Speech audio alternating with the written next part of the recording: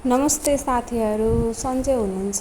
तपाईँहरूकोतिरको मौसम कस्तो छ? हाम्रोतिर चाहिँ पानी आउला आउला जस्तो भएको छ। धानको बिउ राख्न कति आँटेको वर्ष हुनुभयो अरे? हाम्रोतिर त। तपाईँहरूतिर राखिसक्नुभयो होला।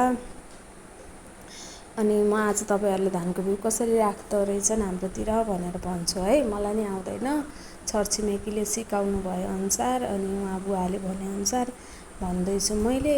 उहाँले नै राख्नुभयो राख्न चाहिँ। अनि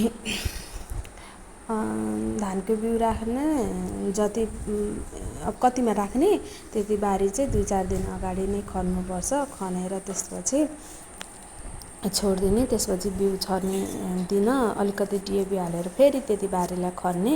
त्यसपछि यसरी उहाँ बुवाले जसरी नै धानको बिउ नबाक्लो न पातलो ठिक्क पाराले छर्नुपर्छ।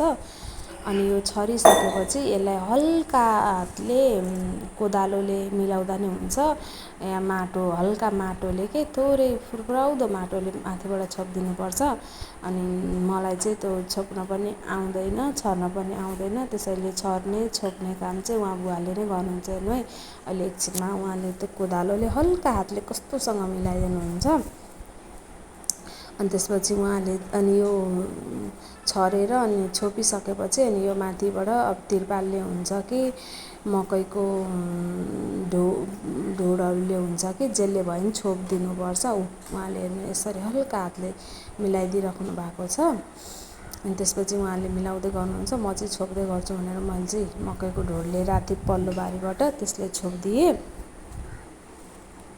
अनि उहाँ चाहिँ अब म घर जान्छु तिमी छोपेर आऊ भन्नुभयो। मैले छोपेर भ्याएर घाँस लिएर घर गएँ। बाई।